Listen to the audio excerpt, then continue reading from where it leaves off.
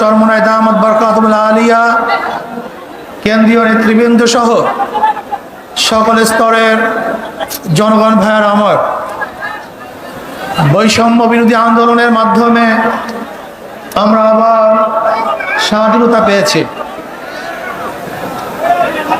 আপনাদের কথা মনে রাখতে হবে, আজকে যে ভূখণ্ডে দাঁড়িয়ে আছেন, এই ভূখণ্ড কিন্তু একবার স্বাধীন হয় নাই। একবার আমরা ব্রিটিশদের বিরুদ্ধে আন্দোলন করেছিলাম স্বাধীনতার জন্য। সেই আন্দোলনের দাবি কি ছিল? ন্যায্য অধিকার। ব্রিটিশ মুসলমানদের বিরুদ্ধে, এদেশের মানুষের বিরুদ্ধে জুলুম অত্যাচারের স্টিম রোলার চালিয়েছিল। এই জুলুম থেকে বাঁচার জন্য মানুষ ব্রিটিশদের বিরুদ্ধে আন্দোলন করেছিল, জীবন দিয়েছিল। আপনারা জানেন, চাকরি চর থেকে শুরু করে খায়াবার পর্যন্ত এমন কোনো গাছ ছিল না যে গাছের মধ্যে একজন আলেমকে ফাঁসিতে ঝুলানো হয় নাই। লক্ষ লক্ষ মানুষ জীবন দিয়েছিল। এই বাংলার মধ্যে ৮০,০০০ মাদ্রাসাকে ভুলুণ্ঠিত করা হয়েছিল। দিল্লির মধ্যে ১,০০০ মাদ্রাসাকে নিচ্ছিন্ন করা হয়েছিল। হাজার হাজার লক্ষ লক্ষ মানুষ হিজরাত করতে বাধ্য হয়েছিলেন শুধু একটা আশায়, মানুষ শান্তি পাবে, মুক্তি পাবে। দেশ স্বাধীন হলো, ব্রিটিশ চলে গেছে, ভেবেছিলাম এবার মানুষ শান্তি পাবে, মুক্তি পাবে। কিন্তু না, আমরা দেখলাম মুসলমানদের বিরুদ্ধে ওরা আবারও ষড়যন্ত্র শুরু করেছে। মুসলমানদের অধিকার প্রতিষ্ঠিত হচ্ছে না, মুসলমান অধিকার পাচ্ছে না। আবার মুসলিম লীগের নেতৃত্বে এদেশের মানুষ আন্দোলন করেছিল, সংগ্রাম করেছিল মুক্তি পাওয়ার জন্য, শান্তি পাওয়ার জন্য, নিরাপত্তা লাভ করার জন্য। পাকিস্তান নামীয় একটা ভূখণ্ড আমরা পেয়েছিলাম, ভেবেছিলাম আমরা শান্তি পাবো, মুক্তি পাবো। পাকিস্তানের দুইটা অংশ, পশ্চিম পাকিস্তান, পূর্ব পাকিস্তান। এই পশ্চিম এবং পূর্ব পাকিস্তানের মধ্যে ১৭০০ কিলোমিটার ডিস্টেন্সের মধ্যে একই নামে দুইটা রাষ্ট্র ভাগ হয়ে, ভারত থেকে ভাগ হওয়ার কারণটা কি ছিল? একমাত্র অধিকার, একমাত্র শান্তি, একমাত্র মুক্তি। কিন্তু আমরা কি দেখেছি?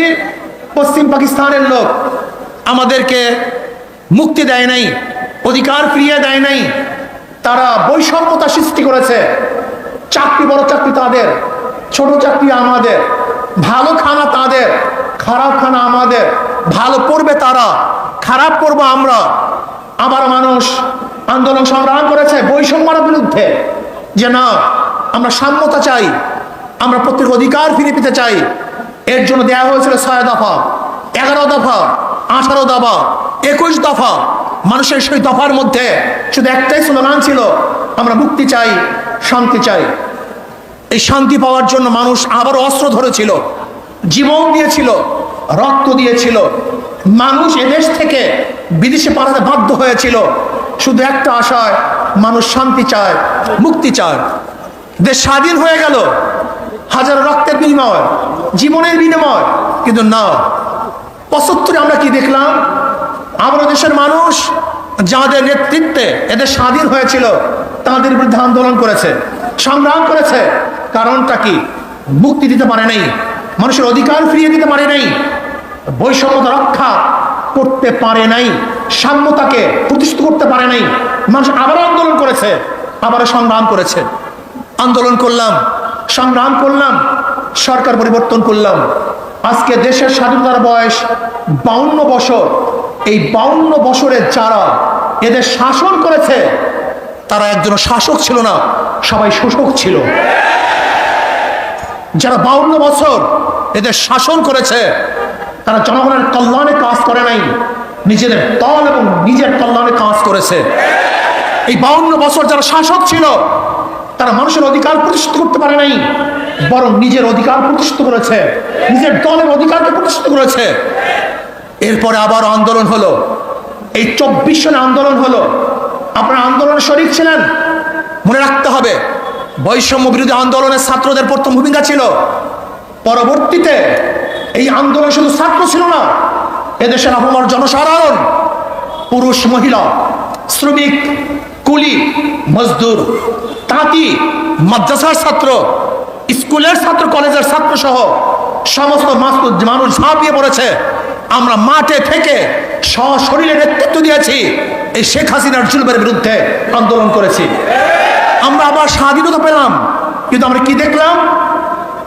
যেই কারণে মানুষ স্বাধীন করেছে দেশ, যেই কারণে মানুষ জীবন দিয়েছে, কিন্তু আমরা দেখলাম সেই স্বৈরাচার খুনি শেখ হাসিনা বিদায়ের পরে আবার জুলুম, আবার অত্যাচার, আবার অবিচার, আবার আগুন, আবারও খুন, আবারও দখলদারি, আবারও চাঁদাবাজি।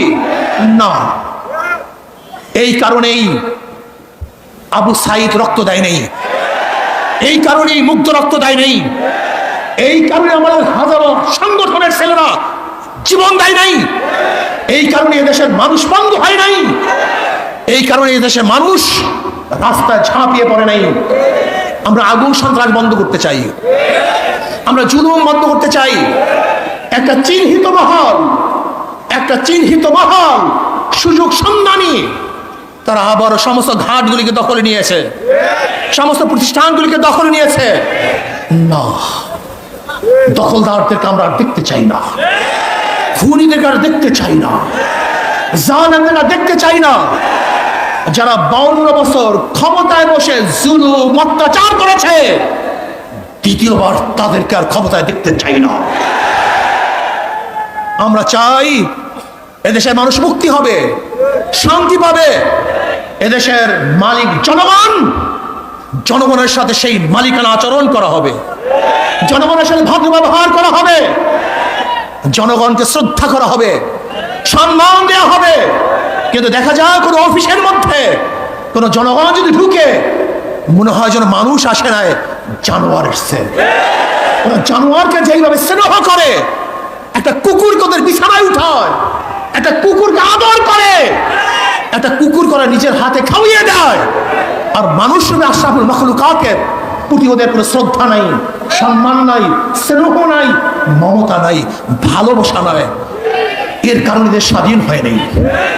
জনাবে মুহাম্মদ রাসূলুল্লাহ সাল্লাল্লাহু আলাইহি ওয়াসাল্লাম যেরকম ফতে মক্কার দিন ঘোষণা দিয়েছিলেন, আজকে কে আমির, কে মামুর, কে সাদা, কে কালো, কে কুরাইশ, কে নন কুরাইশ, কে গোলাম, কে মালিক, এর কোনো ভেদাভেদ থাকবে না। সবাই আশরাফুল মাখলুকাত মানুষ, সবার অধিকার সমান থাকবে। কে দল করে, কে দল করে না, কে আমার দল করে, কে অন্য দল করে, কে কালো আর কে সুন্দর, কে বড়লোক, কে গরিব, কে শিক্ষিত, কে মূর্খ, না, এরকম ভেদাভেদ আমরা চাই না। কে মুসলমান, কে হিন্দু, কে খ্রিস্টান, এই ধর্মীয় বৈষম্যতা আমরা চাই না। এদেশের প্রত্যেকটা নাগরিকের অধিকার সমান থাকবে। আমরা সবাই বাংলাদেশী, আমরা সবাই বাংলাদেশের নাগরিক। আর স্বাধীনতা এবং জুলুম নির্যাতনের ব্যাপারে একমাত্র গ্রান্তি দিতে পারে ইসলাম। ইসলামের বাহিরে কোনো নীতি আদর্শ সাম্যতা স্থাপন করতে পারে না, মানুষের অধিকারকে ফিরিয়ে দিতে পারে না। কাজে আসুন, আমাদের কর্ম শেষ নয়, আমাদের কর্ম এখনো অনেক বাকি আছে। সমস্ত মানুষের দ্বারে দ্বারে যেতে হবে, মানুষের সেবায় আমাদের আত্মাকে উৎসর্গ করতে হবে।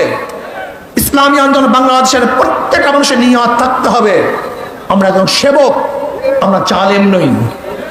আমরা জালেমদের বিচার চাই, অবৈধ খুনের বিচার চাই, কিন্তু নিরাপদ লোক যেন কোনো অবস্থাতেই জুলুমের শিকার না হয়, সেইভাবেও আমাদের খেয়াল রাখতে হবে। অন্তর্বর্তীকালীন সরকারকে আমরা ধন্যবাদ জ্ঞাপন করতেছি।